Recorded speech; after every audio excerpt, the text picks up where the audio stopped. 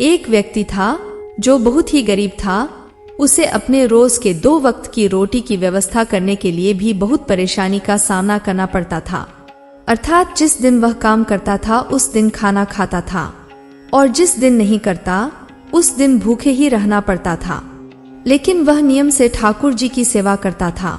वह स्वयं भूखा रह जाता परंतु ठाकुर जी को भोग अवश्य लगाता था। एक बार उसके पास उसके एक मित्र की बहन की शादी का न्योता आया।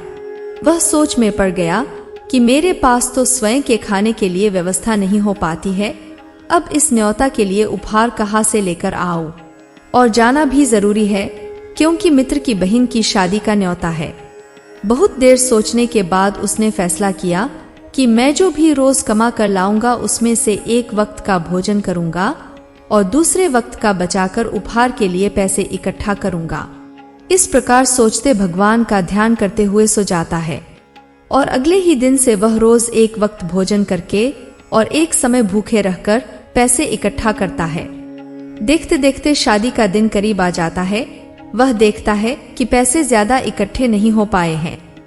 अब वह सोच में पड़ जाता है कि उपहार की व्यवस्था कैसे करूं? अगर पैसे नहीं होंगे तो उपहार लेकर नहीं जा पाऊंगा और यदि उपहार लेकर नहीं गया तो मेरे दोस्त को अच्छा नहीं लगेगा। उसे कुछ समझ नहीं आ रहा था कि क्या करे। फिर वो ठाकुर जी को याद करने लगता है और कहता है कि हे ठाकुर जी, मैं क्या करूं? मुझे कुछ समझ नहीं आ रहा है, कृपा कर मुझे राह दिखाएं। इस प्रकार वह भगवान को स्मरण करते करते सो जाता है और जब वह सुबह उठता है तो देखता है उसके घर पर नए नए कीमती उपहार रखे हुए हैं। पहले तो उसे कुछ समझ नहीं आता कि ये सब यहाँ आया। फिर उसे लगता है हो ना हो अवश्य ही किसी का किया हुआ है।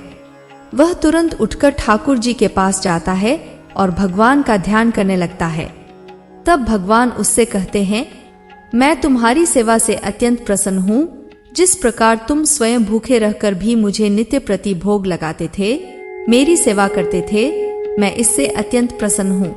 यह सुन उसके आंखों से आंसू बहने लगते हैं और ठाकुर जी को प्रणाम कर कहने लगता है, प्रभु, मैं गरीब अवश्य हूँ लेकिन आपकी सेवा मैंने अपने पूरे मन से की है, इसलिए आज मुझे आपके दर्शन पाने का सौभाग्य प्राप्त हुआ।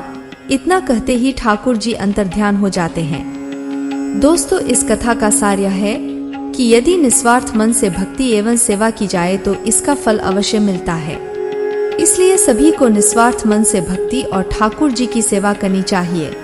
दोस्तों, अभी तक आपने वीडियो को लाइक नहीं किया है तो वीडियो को लाइक व चैनल को सब्सक्राइब अवश्य कर दें। वीडियो पूरा देखने के लिए धन्यवाद।